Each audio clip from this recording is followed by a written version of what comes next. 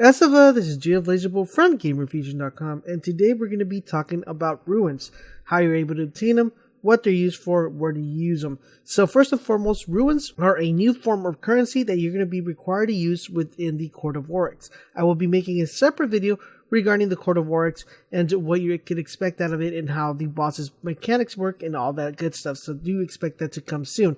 So back to the topic at hand, runes. There's a total of 4 coins. Now, we officially know there's a total of 3 coins which have been officially made public by Bungie. Due to the Edge magazine post, we know that there's going to be a 4th rune that we're going to be able to obtain to enter a tier event. Now, I'm going to be breaking these down in tiers because each coin is represented by an individual tier. So there's tier 1, tier 2, tier 3, and there's also tier 4, which has not been disclosed. Now, tier 1 events will require the first rune, which is called a Reciprocal Rune.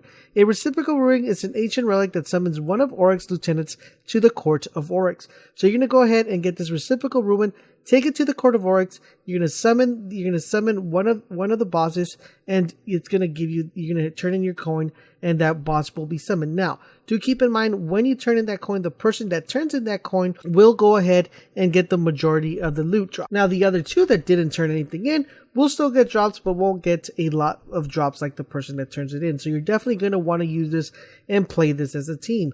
Now, once you're able to go ahead and do the first rune, you will get a second rune, which is called a Stolen Rune. Now, you do not get this one randomly. This is actually, you're able to obtain this one. There's the second one called the Stolen Rune. This is the Dark Sigil that summons a pair of Oryx lieutenants in the Court of Oryx.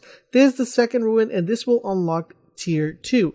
Now, in tier 2, you're able to summon a additional boss, which is you kind of fight two bosses at the same time. Now, we don't know exactly how complex the tier 3 event is due to the fact that in Bungie we weren't able to play the tier 3 event, but the tier 3 event will go ahead and need an additional coin. Now, this additional coin is called the Antiquated Rune, and this is actually a very, very rare drop that you're only able to obtain during the nightfalls and during the raids. So do expect this one to be very difficult to come by, and the bosses are to be very, very difficult. That's what I've heard. The tier 4 one that I mentioned, that event will be, it's currently undisclosed. I currently don't know that much information about it, but I do know that through it, based on the Edge magazine, it did say that the tier 4 event is like fighting a raid boss. So something really, really interesting to take into account.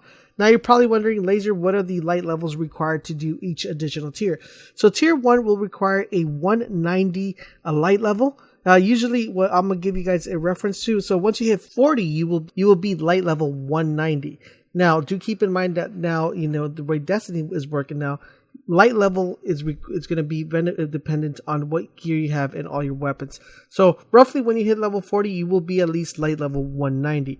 Tier 2 event will require you to be light level 240. Now, do keep in mind that if you're below 240, you won't be able to hit them and you won't be causing any damage. You will actually need to be at least 241 to be able to cause some damage and deal, effective damage in the tier 2 event.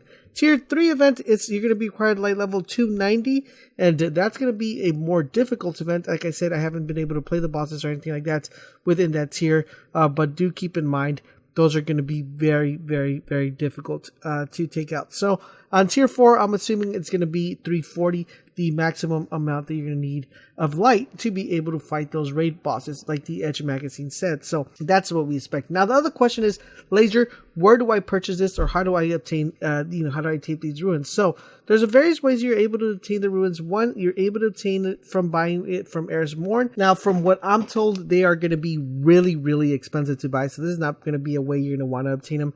Usually the way you're going to want to obtain them is by getting drops within the Court of Oryx, or just pretty much patrolling the Dreadnought. So definitely keep that in mind, because they don't want you to just stack up with a bunch of runes and just go ahead and start killing bosses.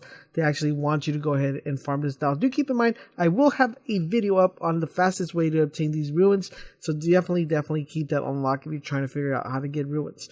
So that's how you go, folks. That's what runes are. That's how you purchase them. That's what they're able to do.